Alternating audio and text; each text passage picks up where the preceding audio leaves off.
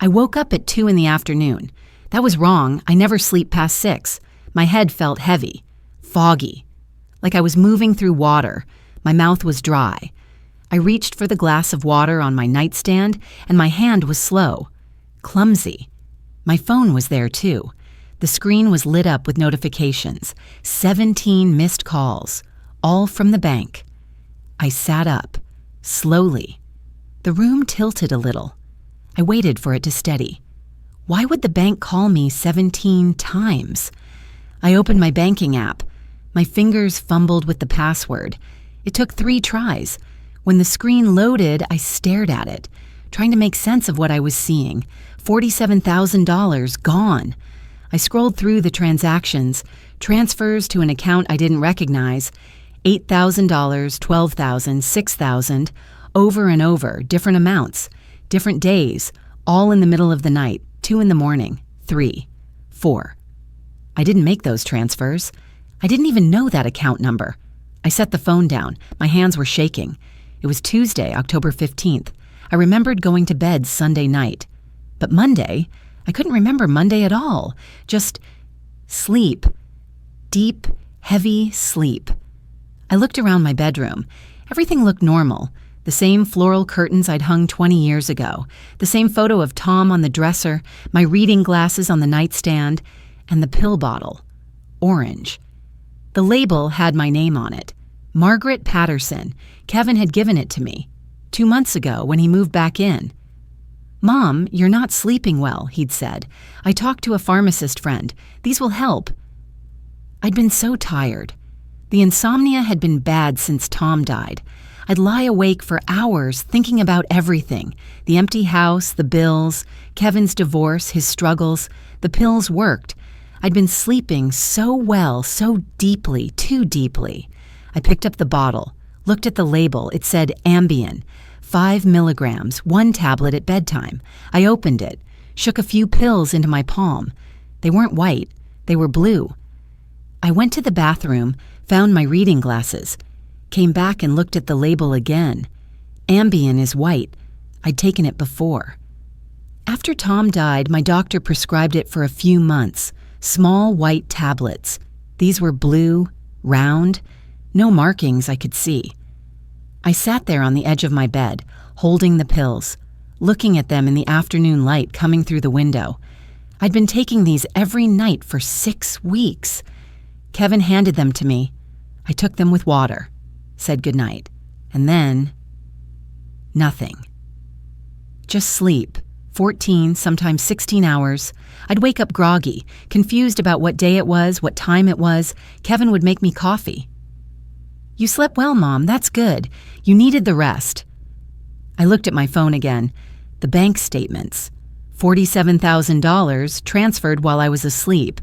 $47,000 from my retirement savings. The money Tom and I had saved for 35 years. The money I was supposed to live on.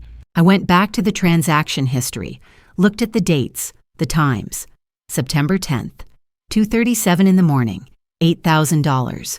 September 14th, 3:05 in the morning, $12,000. September 21st, 2:15 in the morning, $6,000. Every transfer happened in the middle of the night, when I was unconscious, when Kevin was awake. I heard the front door open downstairs, Kevin's voice. "Mom, you up?" I looked at the pills in my hand, at the phone with the bank statements, at the orange bottle with the wrong medication inside. My son, my boy, the one I'd raised alone after his father died when he was 3, the one I'd worked double shifts for, paid for his college, his wedding, his divorce lawyer. He was robbing me, and he'd been drugging me to do it. I need to explain how I got here, how my son ended up drugging me and stealing from me. My name is Margaret Patterson. I'm 68 years old. I was a high school English teacher for 35 years.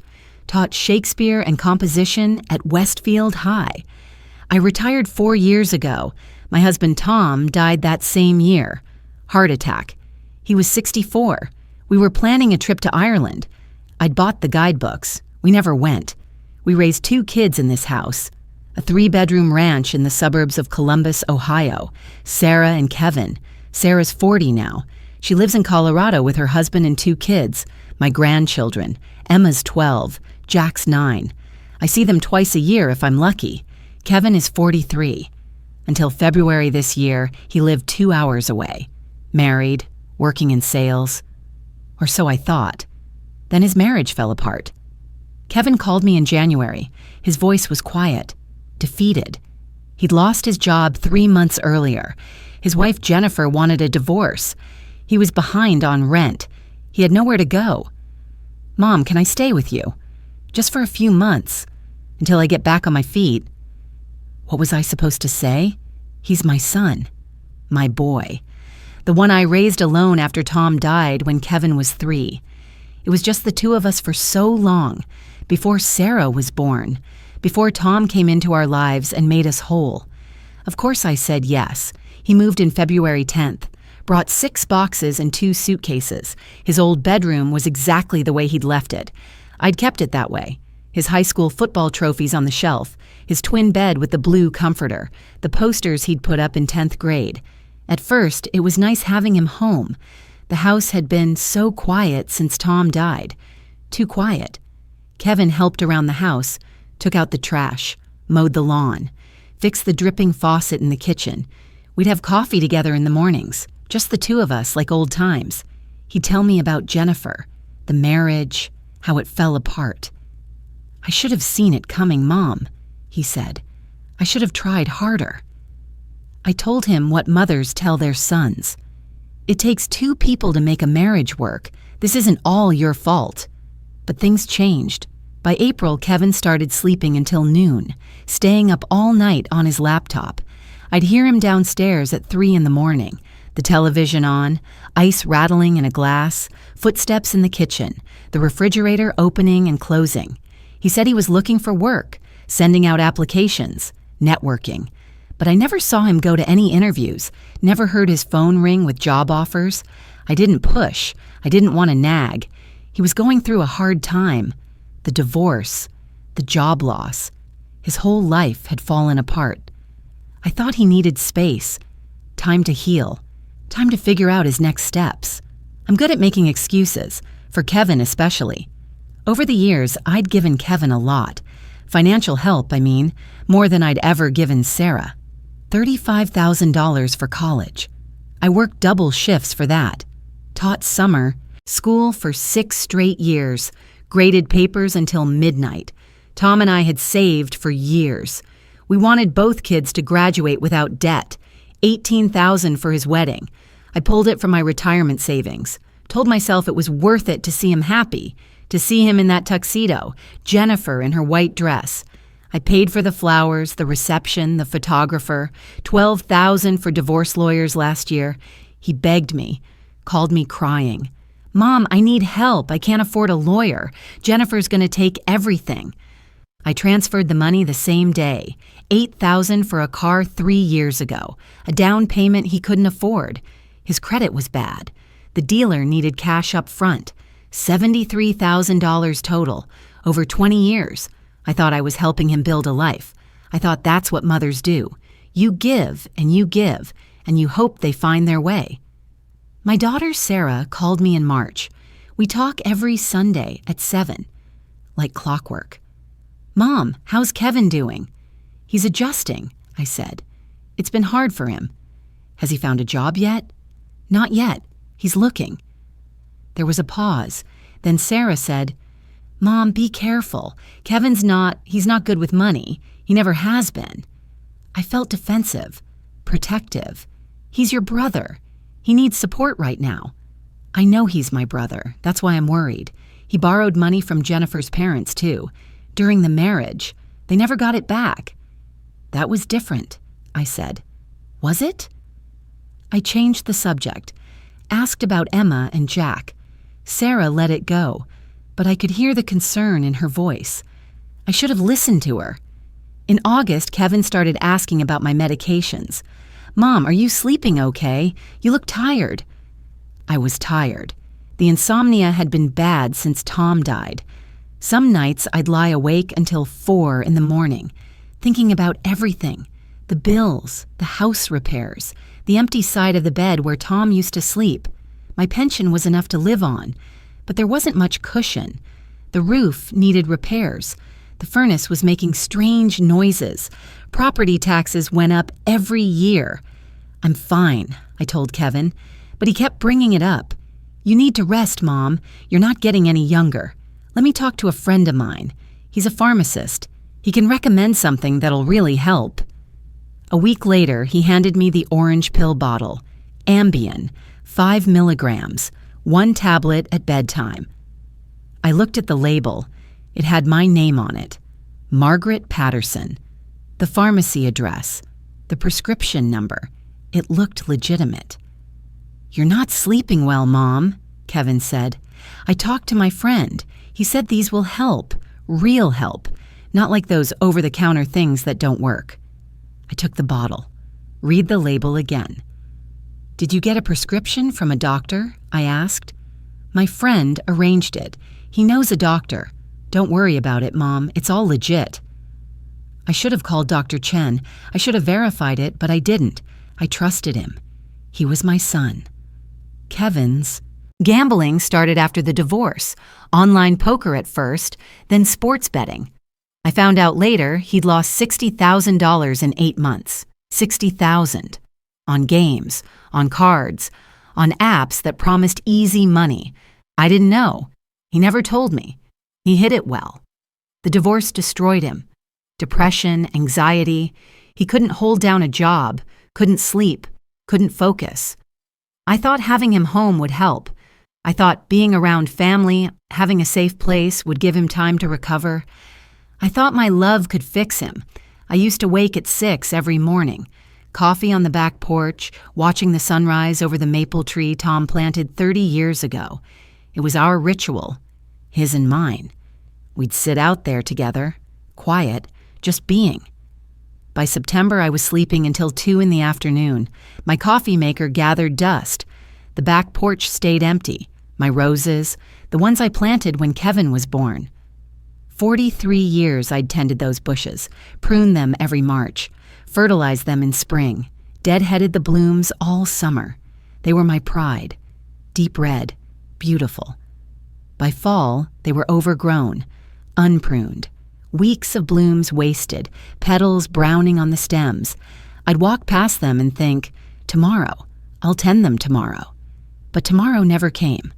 I was always too tired. I missed 4 book club meetings. We meet the first Tuesday of every month. We'd been doing it for 12 years. Same group of women, same living rooms, different books. My neighbor Diane called every time. "Margaret, we missed you tonight. Are you okay?" "Just tired," I told her. "I'm just tired." Diane lives next door. She's 65, retired nurse. Widow too. Her husband died 6 years ago. Cancer. We've been neighbors for 18 years. Friends. We have coffee together some mornings. Over the fence that separates our backyards.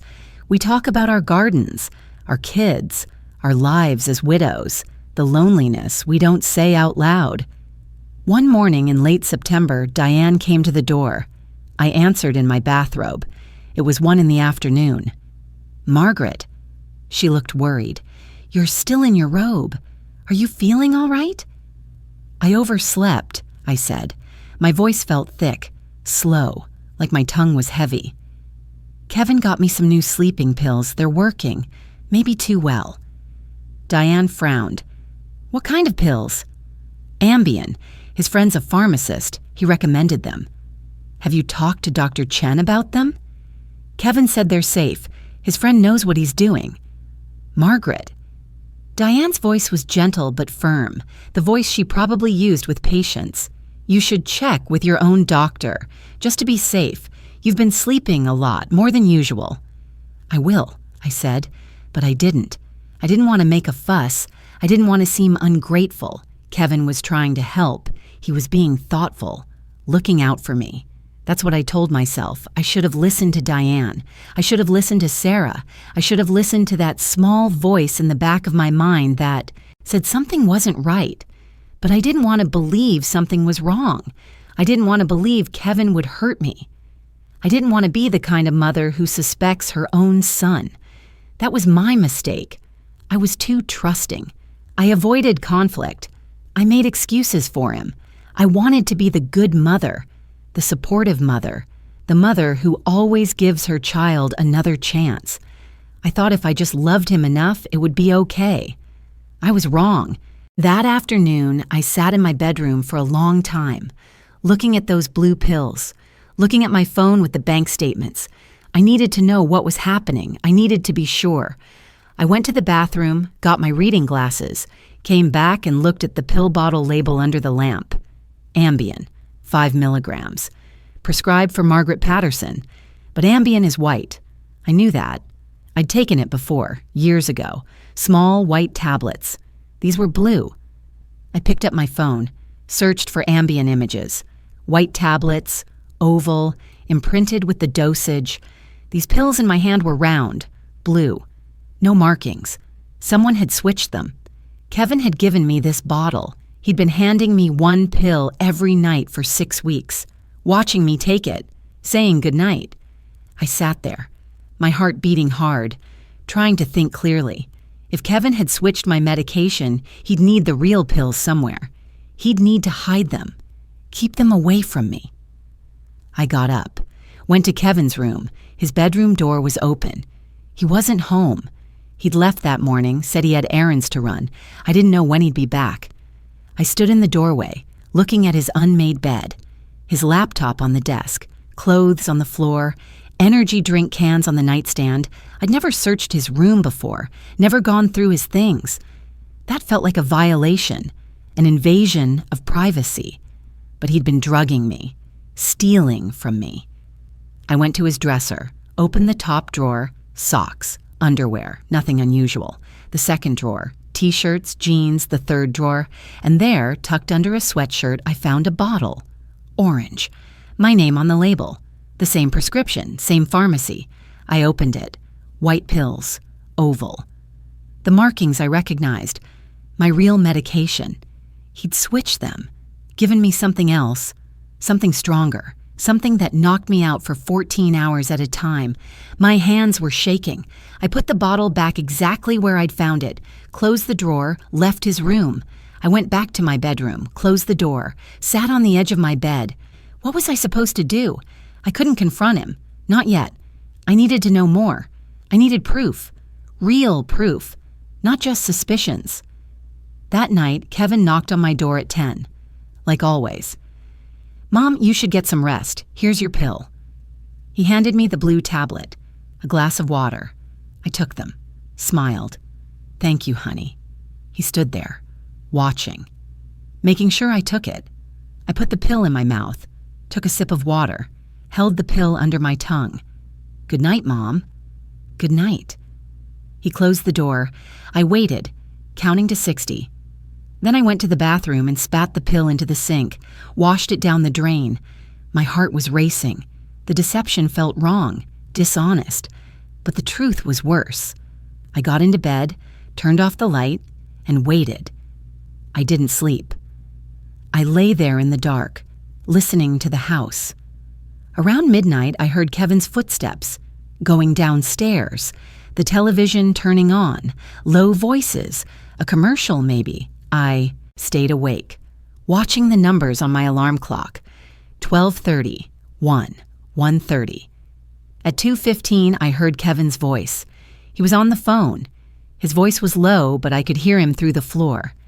"Yeah, I know. Another week, Max. The account's almost empty." A pause. "I'll figure it out. Just give me more time." Another pause. "Look, I said I'll get you the money. Just back off." He hung up. I heard footsteps, the refrigerator opening, a can cracking open. I lay there, staring at the ceiling, my own son, planning, calculating, talking about emptying my account like it was his money. The next morning, Kevin slept until noon. I'd been up since 8, awake, alert, clear-headed for the first time in weeks. I waited until he left the house, said he was going to the gym. I watched him drive away. Then I went to the den. The computer was still on. Kevin never turned it off. I sat down, opened the browser. My bank's website was already logged in. under my account, my username. Kevin had been accessing my account from this computer. Recently, the history showed it. September 28th, October 2nd, October 5th. I clicked on the transaction history. More transfers, more than I'd seen on my phone. $63,000, not 47, 63. All going to the same account, all between 2 and 4 in the morning. When I'd been unconscious, I grabbed my phone, took screenshots. My hands were shaking so badly I almost dropped it. Every sound made me jump. The mailman's truck outside, a car door slamming. I'd freeze, phone in hand, checking the window, waiting to see if Kevin's car was coming back, living in my own home, terrified. I heard an engine. My stomach dropped. I closed the browser, cleared the history, ran back to the kitchen. Kevin came through the front door. "Mom, you here?" "In the kitchen," I called. My voice sounded normal, steady, I don't know how. He came in, looked at me. "You okay? You look pale." "I'm fine, just didn't sleep well." He frowned. "The pills aren't working?" "They're working fine," I said. "Maybe too well. I think I need to talk to my doctor about the dosage." Kevin's expression changed, just slightly, a tightness around his eyes. "You don't need to bother Dr. Chen," he said. "My friend knows what he's doing. These are the right pills for you." "I'd still like to check with my own doctor." "Mom." His voice was firmer now. "You've been sleeping better than you have in years. Why would you change that?" "I just want to make sure they're safe." "They're safe! I told you. My friend's a pharmacist. He knows what he's doing." I looked at him. My son, 43 years old, standing in my kitchen, telling me not to talk to my doctor. "I'm still going to call Dr. Chen," I said quietly. Kevin stared at me for a long moment, then he shook his head. "Fine, whatever, but you're worrying about nothing." He turned and left the kitchen. I waited until I heard his bedroom door close. Then I picked up my phone. I called Dr. Chen's office, left a voicemail. "This is Margaret Patterson. I need to schedule an appointment. It's about my medication, some sleeping pills my son gave me. I need to have them checked, and I need a blood test. Please call me back." I hung up. My hands were still shaking. That afternoon, I decided to do laundry. Kevin's laundry. He'd left a pile of clothes outside his bedroom door. I gathered them up, jeans, t-shirts, a jacket. The jacket was heavy, something in the pocket. I reached in. My fingers touched plastic. I pulled it out. Another orange pill bottle. My name on the label. Same prescription, same pharmacy, but this bottle was full of white pills. The real ones. He'd been carrying them with him, keeping them close, making sure I didn't accidentally take my real medication. I stood there in the hallway, holding the bottle, the proof in my hand. Kevin had been switching my pills, drugging me, for weeks, maybe longer, and I had no idea how long this had been going on. I couldn't keep living like this, afraid in my own home, pretending, hiding what I knew. I needed help, professional help, people who could tell me what to do, how to protect myself. The next morning, I took one of the blue pills from the bottle Kevin had given me. I put it in a small plastic bag, sealed it, hid it in my purse. Then I started documenting everything. I took photos of both pill bottles, the blue pills, the white pills I'd found in Kevin's room. I photographed the labels, the prescription information. I printed out my bank statements, all the unauthorized transfers. I highlighted them with a yellow marker, the dates, the times, the amounts, every transaction between 2 and 4 in the morning. I made a list. Every time Kevin had given me a pill, every morning I'd woken up confused, disoriented, unable to remember the day before. My hands were shaking while I did this, but I kept going. I needed proof, real, documented proof. Dr. Chen's office called back that afternoon. "We have an opening tomorrow morning at 9. Does that work for you, Mrs. Patterson?" "Yes," I said. "Thank you." The next morning, I told Kevin I had a doctor's appointment, routine checkup. He looked up from his laptop. "You want me to drive you?" "No, I'm fine, just a checkup." "Okay." He went back to his screen. I drove to Dr. Chen's office, my regular family physician. I'd been seeing her for 15 years. She knew me. She knew my medical history. The waiting room was quiet, 2 other people, an elderly man reading a magazine, a young woman on her phone. I sat there holding my purse, the pill in the plastic bag inside, the bank statements in a folder, all my evidence. When they called my name, I stood up. My legs felt unsteady. Dr. Chen's exam room was cold, sterile. The fluorescent lights hummed. Everything felt too bright, too sharp. Dr. Chen came in. She's 52, professional, kind. She smiled when she saw me. "Margaret, it's been a while. How are you?" I sat on the exam table, the paper crinkling under me. "I need your help," I said. My voice cracked. "I think someone's been drugging me." Her smile faded. "What do you mean?" I told her everything, about Kevin moving home, the sleeping pills he gave me, how I'd been sleeping 14, 16 hours a day, the confusion, the lost time. I showed her the plastic bag with the blue pill. Kevin said these were Ambien, but they're not. I know what Ambien looks like. These are something else. Dr. Chen took the bag, examined the pill through the plastic. "You're right. This isn't Ambien. Can you test it? Find out what it is? I can send it to a lab, but more importantly, I need to do a blood test. If you've been taking this for weeks, it might still be in your system." She ordered the blood work immediately. A nurse came in, drew 3 vials. I watched the dark red blood fill the tubes. "We'll rush this," Dr. Chen said. "I should have results in 2 days, maybe sooner." "Thank you." She looked at me, her expression serious. "Margaret, if someone's been giving you medication without your knowledge, that's a crime. Have you contacted the police?" "Not yet." "You should. This is serious." I nodded. I knew she was right. 2 days later, Dr. Chen called. "Margaret, can you come in this afternoon? I have your lab results." "Is it bad?" "We need to talk in person." I drove to her office, the same cold exam room, the same fluorescent lights. But this time, Dr. Chen had a folder in her hands. She sat down on the rolling stool, looked at me. "The blood test came back. You have benzodiazepines in your system, high levels." "What does that mean?" "Benzodiazepines are sedatives, much stronger than what I would prescribe for sleep. The levels in your blood are concerning.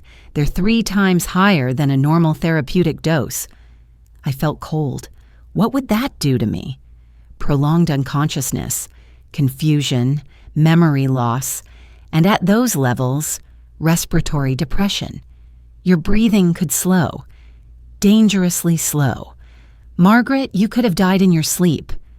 I sat there, holding the paper she'd given me, the lab results, numbers I didn't understand, medical terms, but I understood what she was saying. Kevin had been poisoning me for weeks, maybe longer, with medication that could have killed me. I sat there in that cold exam room, holding the lab results, my son, my boy, the one I'd raised alone after his father died. He was poisoning me. "Did you prescribe these medications?" I asked. My voice sounded far away. "No, I never prescribed anything like this. Your current prescription is for Ambien, 5 milligrams. Very mild. What you've been taking is something else entirely. Obtained illegally, I would assume." "What should I do?" "Stop taking whatever pills he's giving you, immediately, and contact the police. This is elder abuse, financial exploitation, assault. You need protection." I drove home, my hands tight on the steering wheel, the lab results on the passenger seat. That night, I didn't take any pills, not the blue ones Kevin offered, not the white ones in my medicine cabinet, nothing. I lay in bed, waiting for sleep that wouldn't come. My body was exhausted, but my mind was racing. I listened to the house, the refrigerator hum, the clock tick, the furnace kick on, sounds I hadn't heard in weeks, normal sounds, familiar sounds. I was exhausted but awake, finally, truly awake. The bank statements showed a clear pattern. The transfers had started September 1st, 6 weeks ago. always between 2 and 4 in the morning, always while I was unconscious. Kevin had moved money in different amounts, $8,000, $12,000, $6,000, making it look random. But it wasn't random. It was calculated, $63,000 total. From my retirement account to an account I didn't recognize, but I knew it had to be Kevin's. Then I found something else, a letter from my mortgage company. They'd received an application for a home equity loan, $85,000, in my name. I hadn't applied for a home equity loan. The application was denied, flagged for suspicious activity. The signature didn't match the one they had on file. Someone had forged my signature, tried to borrow against my house. My home. The house Tom and I bought 35 years ago, where we raised our children. Kevin had tried to take that too. I went to Kevin's room again, when he was out. I found a folder in his desk drawer. Inside were printed documents, financial records, my bank account numbers, my social security number, copies of my driver's license, a blank power of attorney form with my name already typed in. He'd been planning this, preparing, getting ready to take legal control of my assets. I photographed everything, every document, every page. My hands were shaking, but I did it.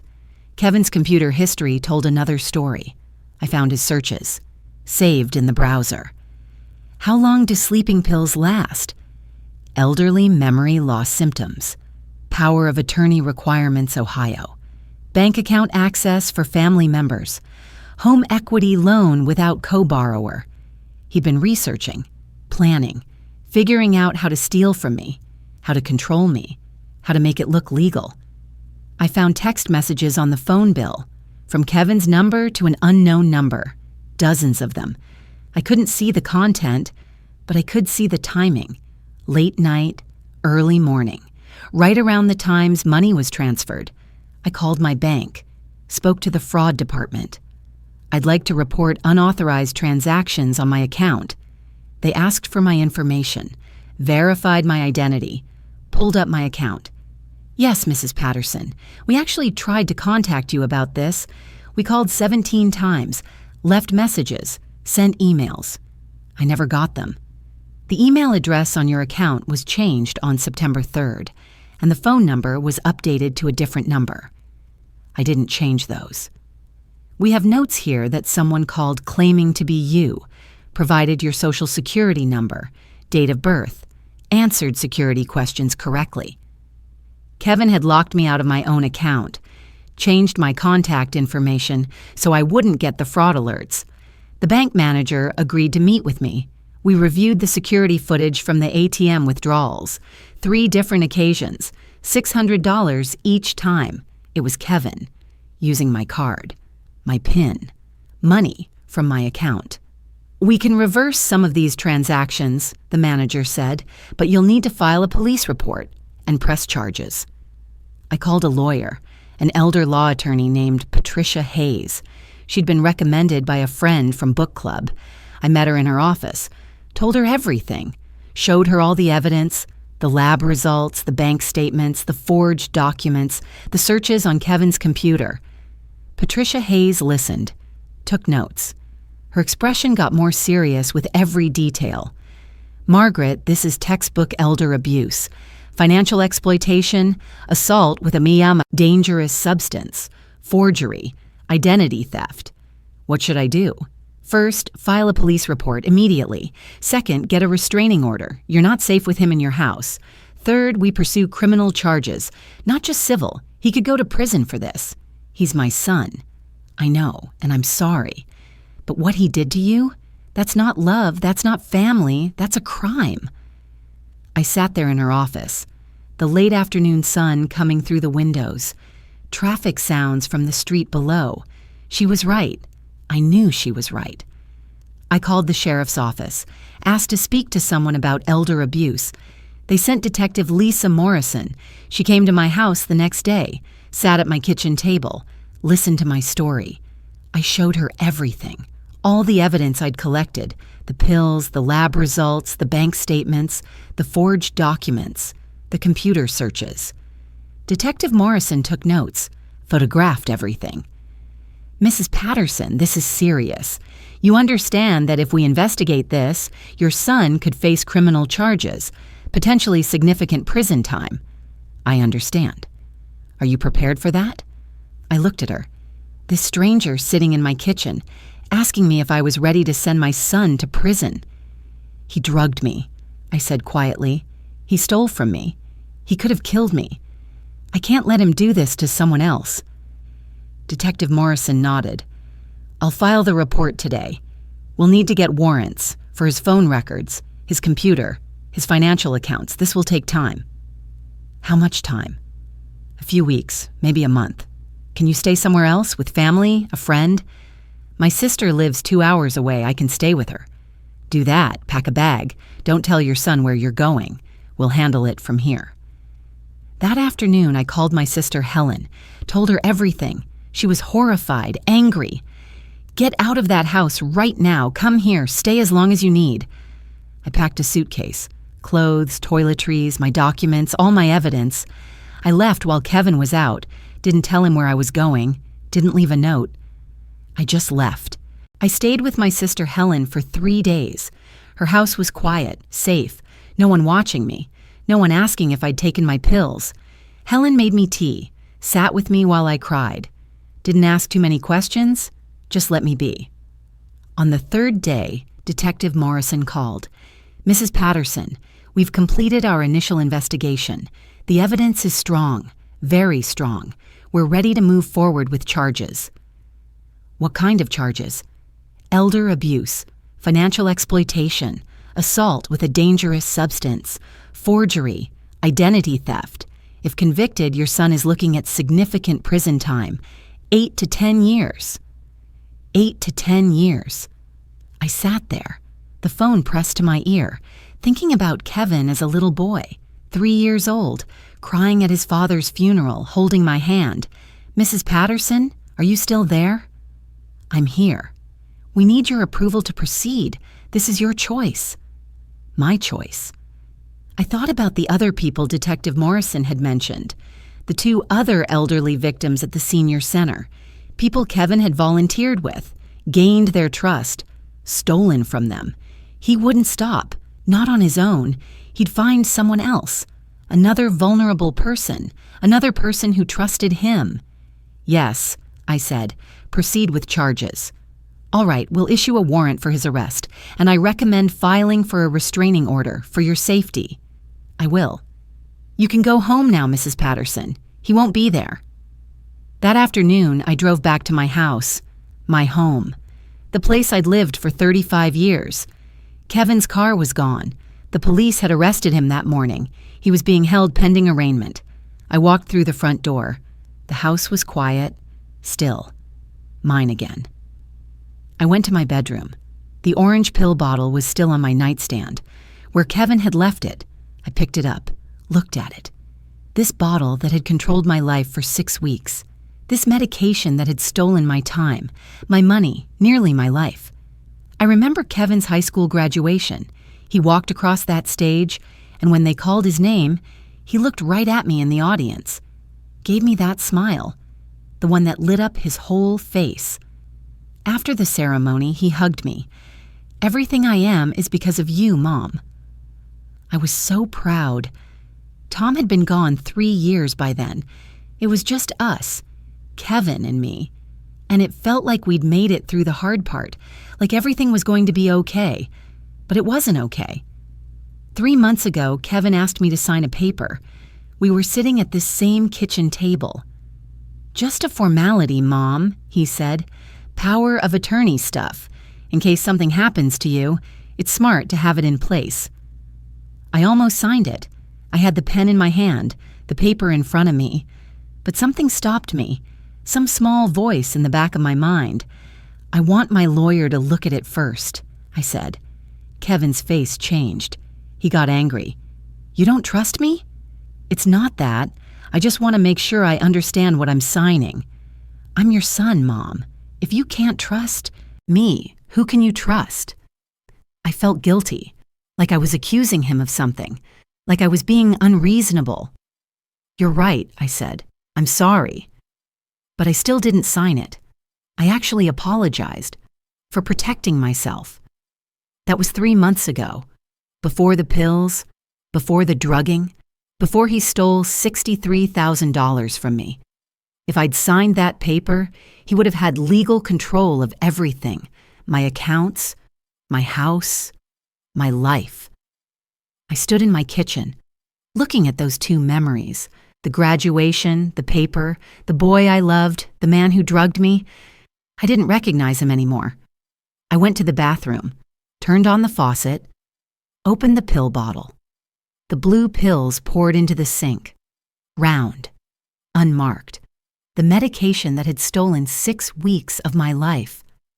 I turned on the water, watched them swirl, dissolve, spinning in the drain. My hands were steady. I'd been shaking for weeks, since I first discovered what Kevin had done. Every time I heard a sound, every time I thought he might catch me. But standing there, watching those pills disappear, my hands were finally steady. Those pills were supposed to help me. Kevin said they'd help me sleep, help me rest, help me feel better. Instead, they almost took everything, my money, my health, my life. But not anymore. I washed the last traces down the drain, watched the water run clear. Then I threw the empty bottle in the trash. My daughter Sarah flew in from Colorado the next day. She came straight from the airport, pulled into my driveway, ran to the door. When I opened it, she grabbed me, hugged me hard. "Mom, oh my God, Mom." We stood there in my doorway, Sarah crying, me holding her. "I should have visited more," she said. "I should have noticed. I should have protected you." "This isn't your fault. I knew something was off. I felt it, and I didn't do anything. You warned me. I didn't listen." We went inside, sat at the kitchen table. Sarah held my hands. "What do you need, Mom? Do you want to come stay with me in Colorado? We have room. The kids would love it." I looked around my kitchen, my home, the house Tom and I bought, where we raised our children, where I'd lived my whole adult life. "No," I said. "This is my home. I'm not leaving." "But are you safe here?" "Kevin's in jail. There's a restraining order. He can't come near me." "Still, maybe you shouldn't be alone." "Sarah." I squeezed her hands. "I appreciate it. I do. But I'm not running. I'm staying. This is my house, my life, and I'm taking it back." Sarah looked at me, really looked at me. Then she nodded. "Okay, but I'm staying for a few days, just to make sure you're settled." "I'd like that." That week, I met with my lawyer, Patricia Hayes. We sat in her office. She had a folder in front of her, thick, full of documents. "Kevin's lawyer has been in touch," she said. "They want to discuss a plea deal." "What kind of deal?" "Reduce charges, plead guilty to financial fraud, drop the elder abuse and assault charges, 5 years probation, mandatory addiction treatment, full restitution." "No prison?" "No prison." I sat there, thinking about it. 5 years probation, treatment for his gambling addiction. Maybe that's what he needed. Maybe rehabilitation, not incarceration. Maybe I could get my son back. "What do you think?" I asked Patricia. "Honestly, I think he'll do it again. Maybe not to you, but to someone. He's done this before, to other people. This is a pattern, Margaret, and patterns don't break easily. But treatment could help. It could, or he could use it as a way to avoid real consequences." I thought about the other 2 victims, elderly people like me, people Kevin charmed, manipulated, stole from. "I want to think about it," I said. "Take your time, but the prosecutor needs an answer by next week." That night, I couldn't sleep. I lay in bed, thinking about Kevin, about the choice in front of me. Did I want my son in prison? No, of course not. No mother wants that. But did I want him to hurt someone else? To do this again to another elderly person who trusted him? No. I got up, went to the kitchen, made tea, sat at the table. The bank statements were still there, in a folder, All the evidence, the transfers, the times, the amounts, $63,000, stolen while I was unconscious, and the toxicology report, benzodiazepines, dangerous levels. You could have died, Dr. Chen had said. Kevin didn't just steal from me, he endangered my life. For months, deliberately. That wasn't an accident, that wasn't impulse, that was calculated. The next morning, I called Patricia Hayes. I've made my decision. I want to decline the plea deal. You're sure? I'm sure. This isn't just about me. It's about the next person he'd target. I can't let that happen. Okay, I'll let the prosecutor know. We're going to trial. I hung up. My hands were steady. I stopped crying. I started planning. I changed the locks on my house, all of them. Front door, back door, garage. Kevin's keys wouldn't work anymore. I went to the bank, closed my old accounts, opened new ones, new account numbers, new passwords, new email address for alerts. I set up two-factor authentication on everything. I met with a financial advisor, updated my will, established a trust for my grandchildren, clear beneficiaries, multiple safeguards. No single person could access it without dual authorization. I installed a security system, cameras at the front door, motion sensors, an alarm that would call the police if triggered. My lawyer filed the restraining order, permanent. Kevin couldn't come within 500 feet of me, couldn't contact me, couldn't come to my house. If he violated it, he'd be arrested immediately. I wasn't a victim anymore. I was protecting myself, making sure this could never happen again. Sarah helped me with everything, but she didn't take over. She didn't try to manage my life. She supported me. There's a difference. I'm proud of you, Mom, she said on her last day, before she flew back to Colorado. You're handling this better than I would. I don't know about that. You are. You're strong. You're standing up for yourself. That takes courage. After she left, I stood in my kitchen, the new locks on the doors, the security system armed, my new bank account secure. I sat at the kitchen table with those bank statements spread out, 20 years of sacrifice, $73,000 I'd given Kevin willingly, and $63,000 he'd stolen, $136,000 total, more than a year of Tom's salary, more than I'd saved for retirement. I didn't recognize Kevin anymore. The boy I'd raised, the son I'd loved, he was gone. In his place was someone who could drug his own mother, steal from her, endanger her life. I grieved for the son I'd lost, but I wouldn't let him destroy me. The trial was set for November, 6 weeks away. I had work to do, evidence to organize, testimony to prepare, but I was ready. 3 weeks before the trial, Kevin's lawyer filed a motion with the court. Patricia Hayes called me. Her voice was tight, controlled. Margaret, Kevin's defense is claiming you gave him permission for the transfers. They're saying you have memory problems, cognitive decline. They want the court to order a competency evaluation. I sat down. A competency evaluation? They're trying to paint you as unreliable, confused. If they can prove you're not mentally competent, they can argue you consented to everything and simply don't remember. But I didn't consent. I was unconscious. I know. But we have to play their game. The court has ordered the evaluation. You'll meet with a psychiatrist. They'll test your memory, your cognitive function, your ability to understand what happened. When? Next week. The evaluation took 3 hours. A psychiatrist's office downtown, clinical, cold, gray walls, a desk with testing materials. The doctor was professional, kind even. But the questions felt degrading. Count backwards from 100 by sevens. I did. 93, 86, 79, 72. Remember these 3 words: apple, table, coin. I'll ask you to recall them later. She showed me pictures, asked me to identify them, drew shapes and had me copy them, asked me to explain proverbs, solve simple math problems. Draw a clock face showing 3:15. I drew it, correctly. After an hour, she asked, "Can you tell me the 3 words I asked you to remember?" Apple, table, coin. At the end, she closed her folder, looked at me. "Mrs. Patterson, I'm going to be frank. There is nothing wrong with your cognitive function. Your memory is excellent. Your reasoning is clear. You're sharp, sharper than most people your age. So why am I here? Because someone drugged you for 6 weeks. That's not memory loss. That's being poisoned. And you're here today, clear and competent because you figured it out and stopped it."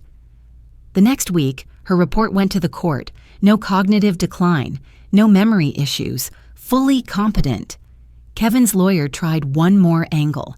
They requested my medical records, looking for any diagnosis they could use, depression, anxiety, anything to suggest I was unreliable. They found nothing. Detective Morrison called with news. "Margaret, we've made progress on the other victims." "How many?" 3 total, including you. Kevin volunteered at the Riverside Senior Center for 8 months. He had access to personal information, phone numbers, addresses, family details. "Who are they?" "Robert Chen, 81, widower.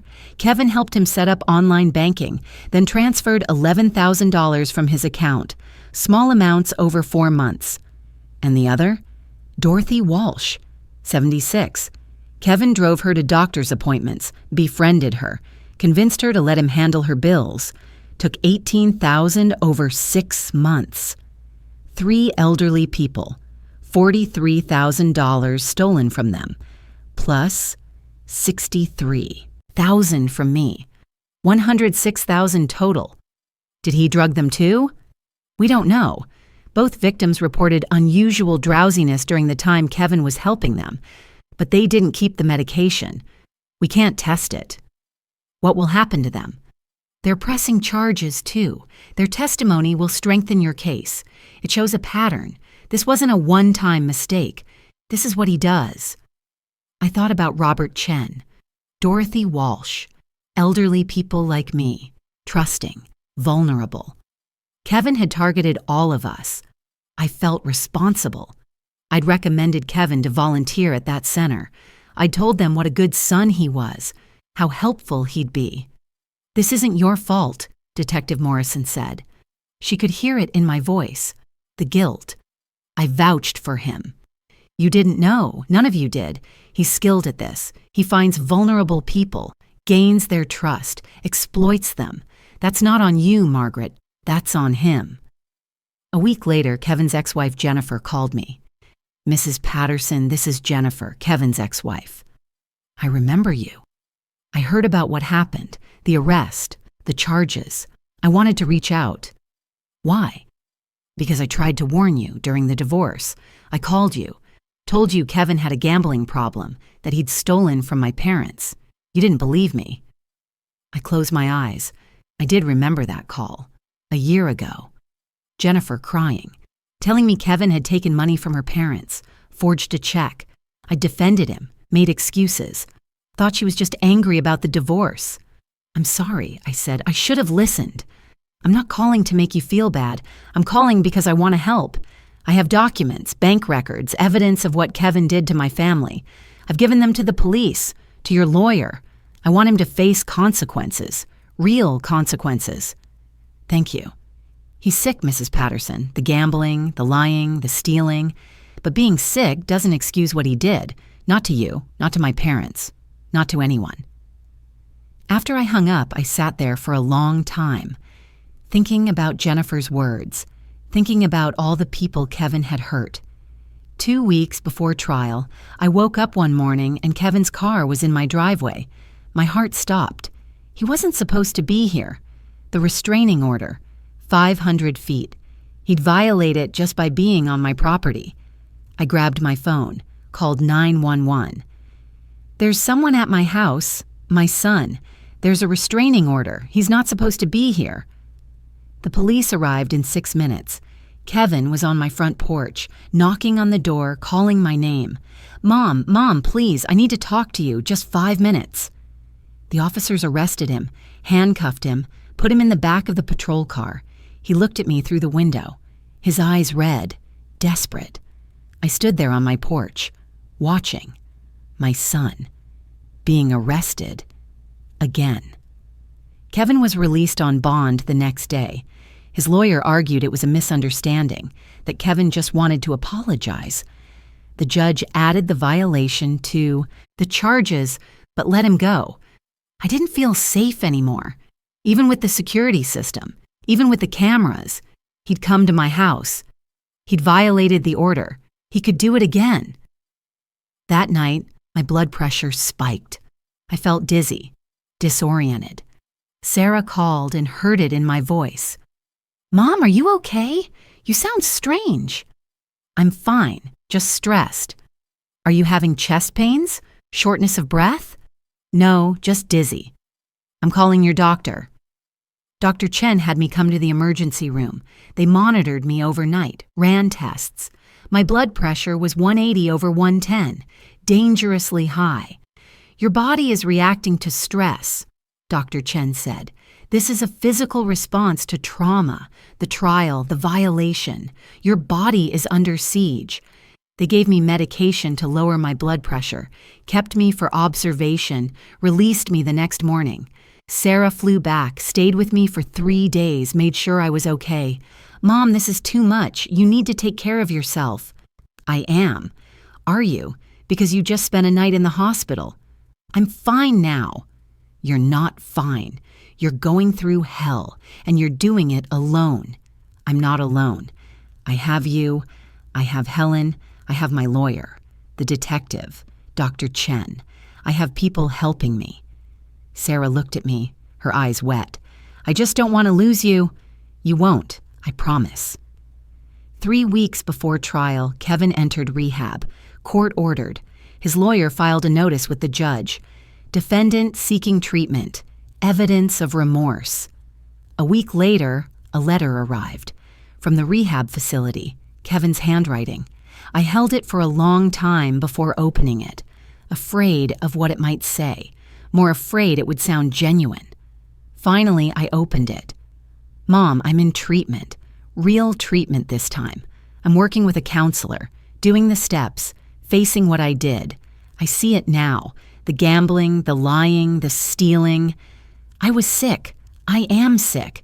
But that's not an excuse. Nothing excuses what I did to you. You raised me better than this. You gave me everything. And I repaid you by hurting you, by stealing from you, by putting your life in danger. I don't expect you to forgive me. I don't deserve forgiveness. But I want you to know I'm getting help, real help this time. I'm so sorry, Mom. Kevin." I read it 3 times. His handwriting, the same loops and curves I'd seen on homework assignments, permission slips, birthday cards. For a moment, I let myself hope. Maybe rehab was working. Maybe he was changing. Maybe we could rebuild something. Not what we had, but something. Then Detective Morrison called. "Margaret, we found another account, an offshore account, in the Cayman Islands." My hope died. Kevin transferred $30,000 to it. 3 days before entering rehab, we just traced it. 30,000 more, hidden. Moved right before he went to treatment. The total was now $93,000. Not 63, 93. The rehab wasn't remorse, I said quietly. It was strategy. Yes, his lawyer advised it, to look sympathetic, to show the court he's seeking help. I looked at Kevin's letter, the apology, the promises. It was all manipulation, even from rehab, even in treatment. He was still lying, still hiding money, still planning his next move. I folded the letter, put it in a drawer. I didn't reply. Not then, maybe not ever. Patricia Hayes checked in regularly. "How are you holding up?" "I'm managing. The trial is in 2 weeks. Are you ready?" "I think so." "You'll do fine. You're strong, Margaret. Stronger than you think." Detective Morrison stopped by, brought me updated reports, explained the timeline, who would testify, what to expect. "The evidence is overwhelming. The medical records, the financial records, the other victims, Jennifer's testimony. You're going to win this. It doesn't feel like winning." "I know, but it's justice. and sometimes justice is the best we can do. The night before the trial, I sat in my kitchen, the same table where Kevin and I used to have coffee, where we'd talked about his job search, his divorce, his plans for the future, plans that included drugging me, stealing from me, taking everything I had. I'd grieved for my son, the boy I raised, the man I thought he'd become. But that person was gone. Maybe he'd never really existed. Maybe I just wanted him to. Tomorrow I would testify. I would tell my story, present my evidence, look my son in the eye and tell the truth about what he did to me. I was ready. The courthouse was downtown, county building, gray stone, high ceilings, everything echoed. Sarah sat beside me on the bench outside the courtroom. We didn't talk. What was there to say? I just held her hand and waited for my name to be called. Detective Morrison was there, Patricia Hayes, the prosecutor, witnesses, other victims, Robert Chen, Dorothy Walsh, people whose lives Kevin had damaged. Then I saw him, Kevin, walking down the hallway with his lawyer. He looked thinner, tired. The orange jumpsuit from jail replaced with a suit, dark blue, a tie, his hair cut, clean shaven.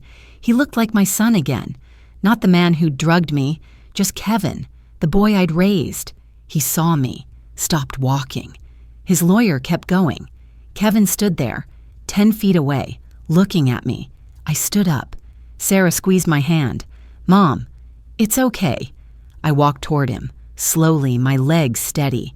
Kevin's eyes were red, like he'd been crying. "Mom, Kevin, can we talk? Just for a minute?" I looked at him. My son, 43 years old, facing 8 to 10 years in prison. "What do you want to say?" "I'm sorry. I know that doesn't fix anything. I know sorry doesn't give you back what I took. But I need you to know. I'm sick, Mom. I need help, not prison." "You had help, rehab, treatment, and you hid $30,000 while you were there." He closed his eyes. I was scared. I panicked. I thought if I had money when I got out. "You thought wrong. Mom, please, I'm your son. And I'm your mother. Which is why this is the hardest thing I've ever done." He looked at me. Really looked at me. "You're really going through with this?" "Yes. They're saying 8 to 10 years. "I know. That's my life, Mom. That's a decade. And you drugged me for 6 weeks. You stole $93,000 from me. You could have killed me. You did the same thing to other elderly people. Robert Chen, Dorothy Walsh, people who trusted you. I didn't mean to hurt anyone, but you did. You made choices. Every night you chose to give me those pills. You chose to transfer money while I was unconscious. You chose to forge documents. You chose to hide accounts. Those weren't mistakes, Kevin. Those were decisions." His face crumpled. "Don't do this, please." "I have to." "Why?" "Because if I don't, you'll do it again. To someone else, someone's mother, someone's grandmother, and I can't let that happen." Kevin's lawyer called to him. "Kevin, we need to go in." Kevin looked at me one more time.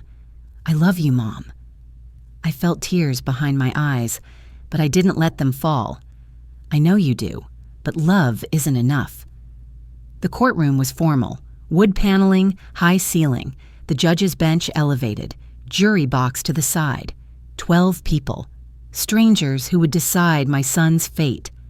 Kevin sat at the defense table, his lawyer beside him. He didn't look at me.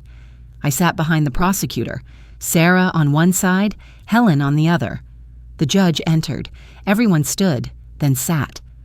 The state versus Kevin. Patterson. Case number 37892. Opening statements. The prosecutor stood, a woman in her 50s, professional, calm. "Your Honor, members of the jury, this case is about trust, about a son who exploited his mother's love, who drugged her, stole from her, endangered her life. The evidence will show that Kevin Patterson systematically poisoned his mother with heavy sedatives, that while she was unconscious, he transferred $93,000 from her accounts, that he forged documents, changed passwords, locked her out of her own financial life, and that he did this not once, but to multiple elderly victims. This isn't a crime of desperation. This is calculated elder abuse, and the evidence will prove it beyond any reasonable doubt. Kevin's lawyer stood. Older. Gray hair. Expensive suit. Your Honor, members of the jury, Kevin Patterson is a sick man, a gambling addict, a man suffering from depression and anxiety after a devastating divorce. Did he make mistakes? Yes. Did he act out of desperation rather than malice? Also yes. This is a family matter that has been criminalized.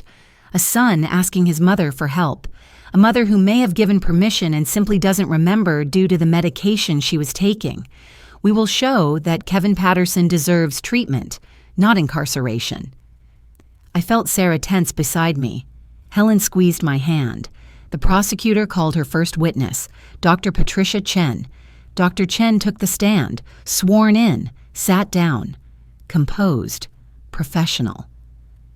Dr. Chen, you're Margaret Patterson's family physician? Yes, for 15 years. Did you prescribe the medication Mrs. Patterson was taking in September and October? I prescribed Ambien, 5 milligrams, a very mild sleep aid, but the medication in Mrs. Patterson's system was not Ambien. What was it? Benzodiazepines, a class of sedatives, much stronger than anything I would prescribe for sleep. And what were the levels in her blood? 3 times higher than a therapeutic dose. Dangerously high. What would be the effects of that dosage? Prolonged unconsciousness, 12 to 16 hours, confusion, memory impairment, and at those levels, respiratory depression. Mrs. Patterson's breathing could have slowed to dangerous levels. She could have died in her sleep. The jury shifted, looked at Kevin, then at me. Did Mrs. Patterson give permission for this medication? No. She came to me concerned about the pills her son had given her. She knew they weren't right. Thank you, Dr. Chen. The defense attorney stood. Cross-examination. Dr. Chen, isn't it true that Mrs. Patterson has complained of memory problems in the past? She complained of insomnia, not memory problems. But the medication would cause memory impairment, correct? While she was under its influence, yes, but that's not a pre-existing condition. That's being drugged. No further questions. The prosecutor called the bank manager, Mr. Rodriguez, 45, professional. He'd reviewed all the records. He presented the financial evidence, numbers on a screen, projected for everyone to see, each transaction highlighted in yellow. The pattern was consistent, transfers every 2 to 3 days, always between 2 and 4 in the morning, all going to the defendant's account. How much total? $93,000 over 6 weeks. The prosecutor showed security footage. Kevin at an ATM, using my card, withdrawing cash. 3 different occasions, each withdrawal $600. We tried to contact Mrs. Patterson multiple times, fraud alerts, phone calls, emails, but the defendant had changed her contact information, changed her email password, had her mail redirected. She never received our warnings. I sat there watching Kevin on that screen, my card in his hand, my money disappearing, evidence projected for everyone to see. The pharmacist testified briefly. The pills in Margaret's bottle weren't what the label said. Switched, replaced with something stronger. Robert Chen testified, 81 years old, shaking hands. He seemed so nice, so helpful. He offered to help me with online banking. I trusted him. Dorothy Walsh, 76, crying. He drove me to my doctor appointments.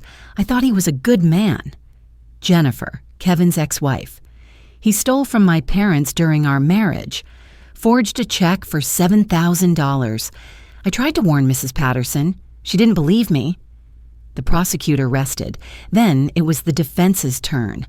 Kevin's lawyer called character witnesses, people who said Kevin was kind, helpful, a good person who made mistakes.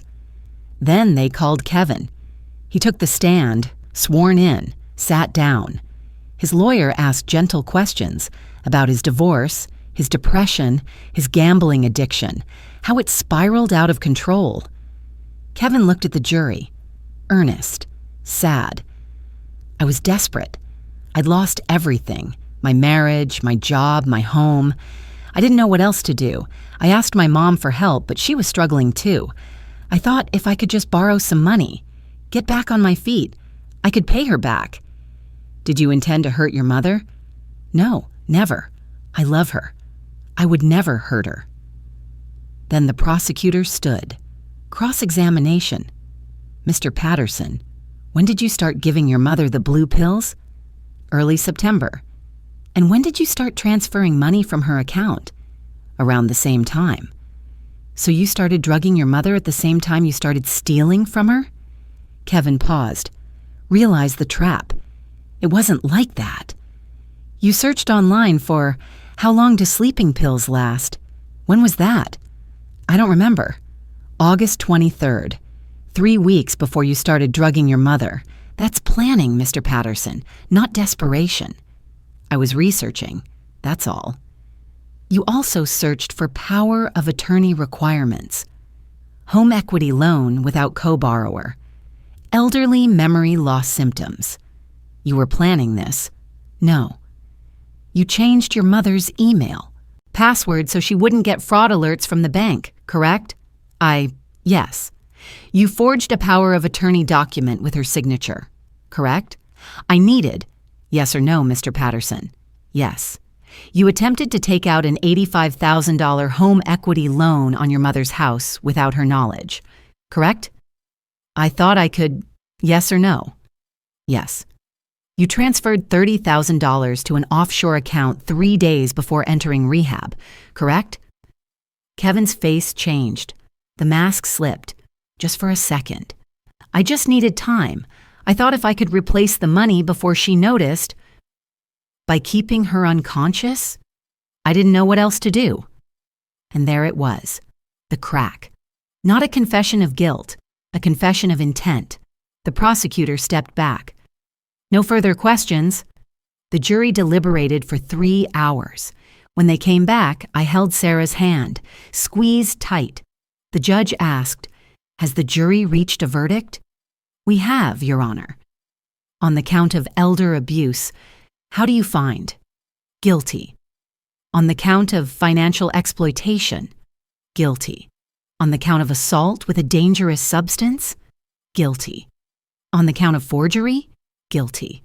"On the count of identity theft?" "Guilty." Guilty on all counts. I didn't feel triumphant. I didn't feel vindicated. I just felt tired. So deeply tired. Sarah squeezed my hand. Diane, sitting behind us, touched my shoulder. The judge set sentencing for 2 weeks. Kevin was remanded to custody pending sentencing. Kevin looked at me as they led him away, handcuffs on his wrists, his face blank. Stunned. I looked back.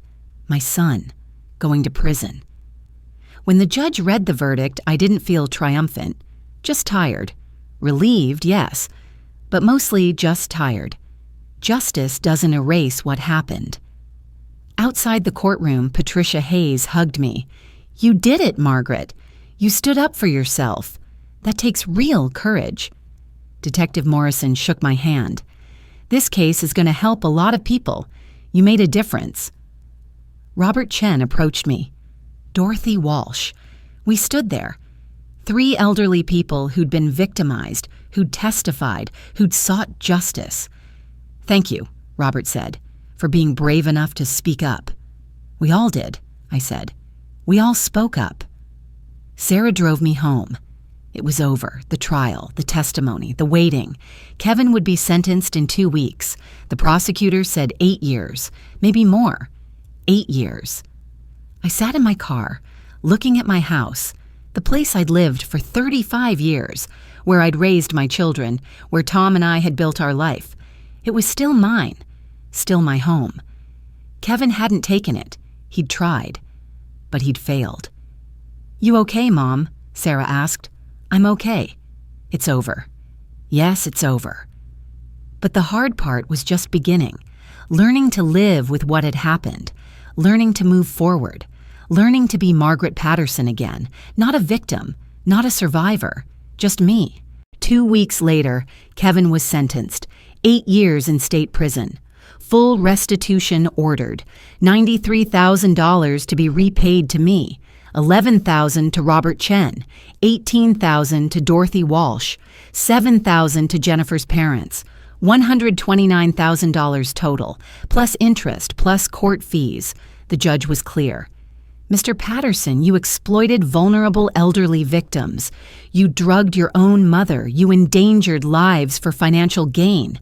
This was calculated, premeditated. You will serve your sentence, and you will repay every dollar you stole.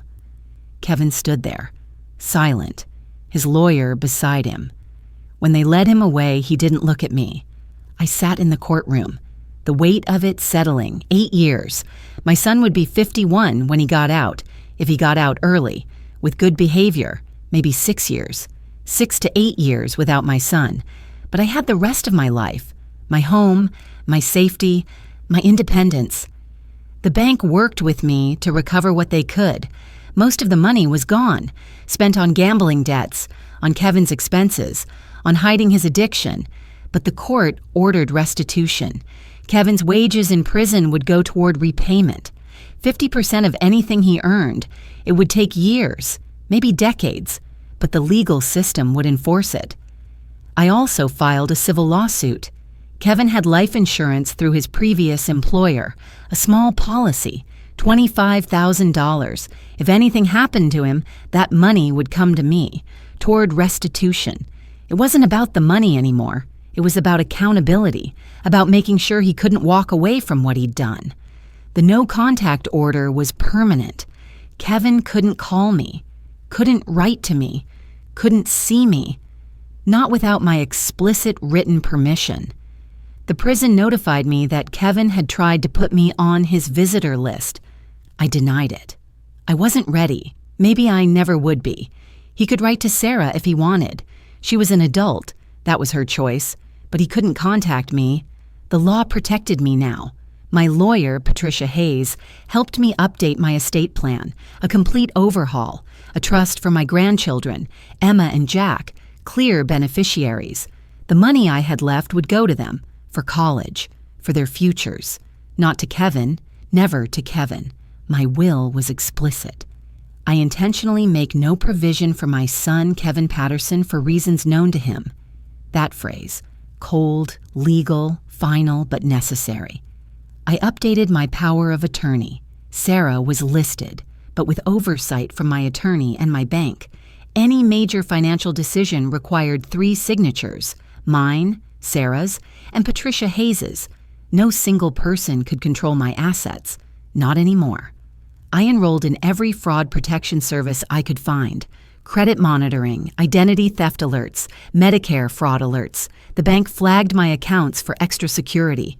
Any unusual activity would trigger immediate notification to me and to Sarah. My credit was restored, the fraudulent charges removed. My credit score recovered. I was financially whole again, legally at least. Diane, my neighbor, continued our morning coffee routine. Over the fence, talking about our gardens, our lives, the weather. She never asked about Kevin, never pressed me to talk about the trial. She just showed up, every morning, with her coffee mug, her quiet presence. "Margaret, the roses are coming back beautifully," she said one morning in early spring. I looked at them. The bushes I'd planted 43 years ago, when Kevin was born. They'd survived the neglect, survived the winter, new growth coming in, green and strong. "They're survivors," I said. "Like you," Diane said. She smiled, raised her coffee mug. "To survivors." I raised mine. "To survivors." We started a new tradition. Garden club meetings at my house, once a month, 6 of us. Widows mostly. Women who'd tended their gardens through loss, through hardship, through change. We shared cuttings, traded advice, drank tea. It was simple, but it mattered. Detective Morrison stopped by a few months after the sentencing. She brought paperwork, updates on the case. "Kevin's case led to some changes," she said. We sat at my kitchen table. The county established a task force, elder abuse prevention, training for bank employees, warning signs, how to report suspected abuse. That's good. Your testimony was powerful, Margaret. It helped other people come forward. We've identified 4 more cases, different perpetrators, but your willingness to speak up opened doors. I'm glad something good came from it. How are you doing? I'm managing.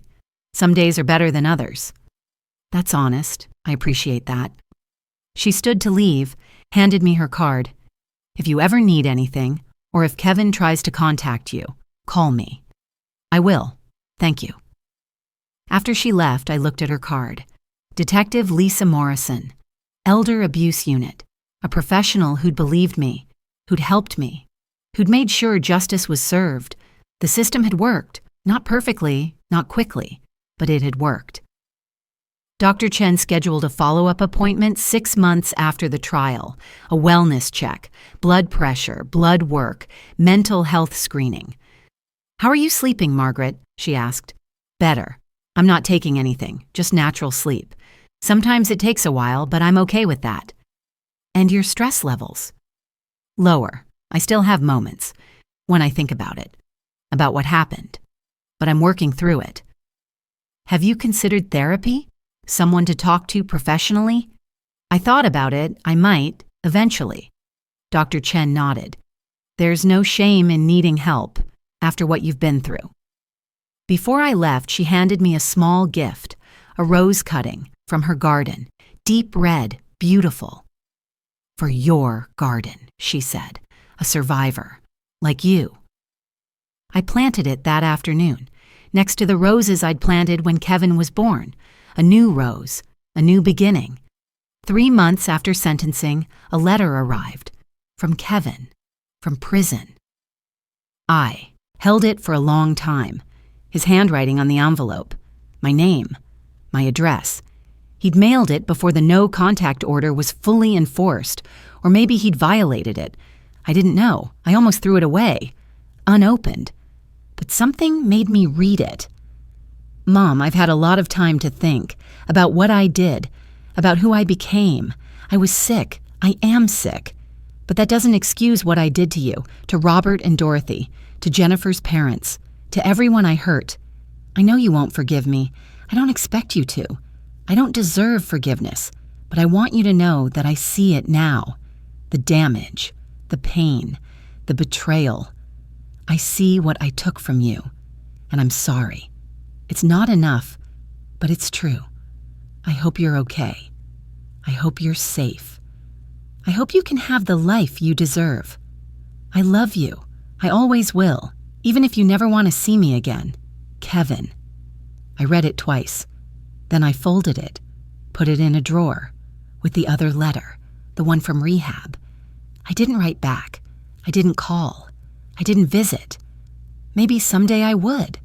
Maybe in a few years, when the wound wasn't so fresh, when I could look at him without seeing the pills, the bank statements, the fear. But not now, not yet. I had to protect myself, my peace, my life. Love wasn't enough. I'd told him that, and I meant it. I looked at my updated will, my estate documents, my security measures, everything in place, everything protected. My assets were mine. My home was mine. My life was mine. Kevin couldn't touch any of it, not anymore. Some days I still see mothers with their adult sons, at the grocery store, at restaurants, laughing, talking, easy affection, and I feel the loss, the grief, the empty space where my son used to be. But then I come home, to my house, my garden, my life, and I'm okay with that. It's not the life I planned, it's not the family I imagined, but it's mine and it's safe, and that's enough. 1 year later, I'm still here, in my house, on my terms. I'm 69 now. My morning routine is back. Coffee at 6 on the back porch, watching the sunrise over the maple tree Tom planted 30 years ago. The tree is still there. I'm still here. My roses are blooming. The ones I planted when Kevin was born. 43 years old now. They survived the neglect, survived the winter. This spring, they're covered in deep red blooms. Beautiful. strong. I pruned them myself in March, cut back the dead wood, shaped them properly. My hands remembered the work, the rhythm, the care. We're both recovering, the roses and I. My medication is managed now, the right way. My real prescription from Dr. Chen, Ambien, 5 milligrams, when I need it, which isn't often anymore. The pills are in a locked cabinet in my bathroom. The key is on my keychain. I'm the only one who has access. Every morning, I check, count them. Make sure they're right. It sounds paranoid, but it's not paranoia, it's protection. It's learning. It's making sure this never happens again. My bank statements arrive every month. I review them, line by line. Every transaction, every withdrawal, everything is monitored. The bank has my cell number, Sarah's number. Any unusual activity triggers immediate alerts. My accounts are clean. My credit is restored. My financial life is mine again. Kevin is in year 2 of his sentence. 6 more years to go. Maybe less with good behavior. I don't know. I don't ask. The prison sends me notifications. Annual updates. He's in a minimum security facility in southern Ohio. He's working, taking classes, participating in addiction treatment programs. Sarah talks to him occasionally, on the phone. She tells me he asks about me, wants to know if I'm okay, if I'm safe. She tells him I am, but she doesn't give him details, doesn't tell him about my life, my routines, my recovery. That's a boundary. One I asked her to keep, and she respects it. I haven't visited. I haven't written. I don't know if I ever will. Some days, I think maybe in a few years, when the anger isn't so fresh, when I can look at him without seeing the pills, the bank statements, the fear, but not now. Right now, I need distance. I need safety. I need my life to be mine. Diane still comes over for coffee, most mornings, over the fence. We talk about our gardens, our grandchildren, the weather, normal things, simple things. She never asks about Kevin. If I bring him up, she listens, but she doesn't push, doesn't pry, just lets me talk when I need to. That's friendship, quiet, steady, present. Sarah calls every Sunday at 7, like clockwork. We talk about Emma and Jack, her work, my garden. She visits twice a year, brings the kids. They stay for a week. I love having them here. But I also love when they leave, love having my house to myself again, my quiet, my space. Independence isn't about never needing people. It's about choosing when and how to need them. On my terms, I volunteer at the library now, twice a week, Tuesday and Thursday mornings. I help with the literacy program, adults learning to read. It's quiet work, meaningful work. The County Elder Abuse Task Force asked me to speak at a training session for bank employees, social workers, people who work with seniors. I told my story, explained the warning signs, what to look for. It was hard, standing in front of strangers, talking about what happened, but it mattered. If it helps one person, prevents one case, it's worth it. Ohio passed a new law last year, mandatory reporting for financial institutions. If they suspect elder abuse, they have to report it. They can't just close accounts and walk away. Detective Morrison told me my case helped push that legislation through. My testimony, my evidence, the fact that I was willing to stand up publicly. I don't know if that's true, but I'm glad the law exists. I'm glad other people might be protected. My grandchildren are growing. Emma is 13 now, Jack is 10. They don't really understand what happened with their uncle. Sarah told them he's in prison, that he made bad choices. They ask questions sometimes. I answer honestly, but simply. The trust I set up for them is secure, managed by professionals. When they're ready for college, the money will be there, for their education, their futures. That's my legacy. Not the money Kevin stole, not the betrayal, but the love I can give my grandchildren, the opportunities I can provide. Some days I still can't believe it happened. My own son, drugging me, stealing from me, endangering my life. It feels like something that happens to other people, Not to me, not to a retired English teacher in suburban Ohio who reads mystery novels and grows roses. But it did happen, and I survived it, and I'm here, managing, moving forward. People ask if I've forgiven Kevin, if I've found peace, if I'm healing. The answer is complicated. I don't know if I've forgiven him. I'm not sure I ever will. Forgiveness isn't required for moving forward. Sometimes survival is enough.